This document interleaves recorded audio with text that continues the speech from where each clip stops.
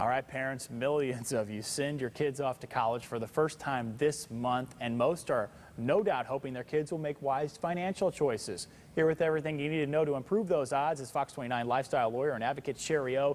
Woo, let's talk about this one. Hopefully they can get off to a right foot. Right, we can't even say it with a straight face. I know, because because I know how I was in college. I know a lot of people were. So what's the first thing parents of college-bound freshmen should do when it comes to finances? Sure. Well, the goal here is to take these next 4 years to teach your kids some good financial habits for life, but also from your standpoint to have some accountability on their side. Yep. So the very first starting point, as it would be with all of us, is to sit down and do a budget. Realistically, how much money are they going to need? And Mike, that's going to help save you money because it gives you both a chance to identify some of the big spending, like books, for example. The average student spends about $1,200 a year for books, but now there are book rentals or gently used books available, including from Amazon and Barnes & Noble.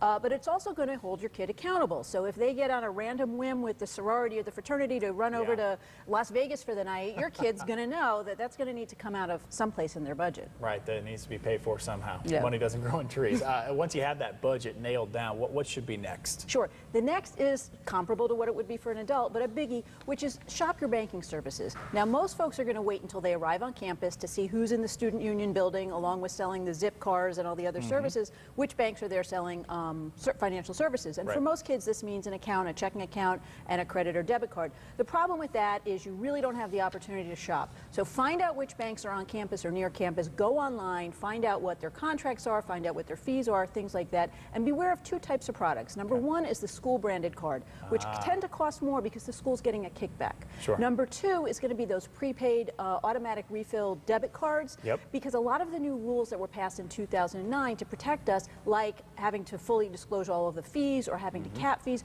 don't apply to those cards. So you want to be careful of those. Very interesting. Okay, you want to loosen the reins at some point. You want to make sure they make their own decisions and become an adult in some way, shape, or form. So once they have maybe their bank or credit card, what's next for a parent? Well, these are ongoing lessons. So the budget needs to be revisited monthly, compare and see how you're going, and that's a habit that we all should be in. The other thing, Mike, though, is staying on top of your finances. This is a great time to teach your kid about their credit scores, paying your bills on time, and another biggie is your credit limit in college is not your budget. So we know a lot of folks got in trouble during the housing crisis. They borrowed the maximum mortgage amount banks told them they could afford. It wasn't really what they could afford. Right. So the big lesson here is you decide what you can spend, not your credit limit. Tips that we all hope our kids can abide by when they get to college, because once you have that good financial lesson, you can apply it when you get out to a real life situation. All right, Shari, always thank you for coming in. Let's get over to Lisa Vaughn right now. She has a look at your Wednesday forecast. Hey, good morning, Mike. Good morning.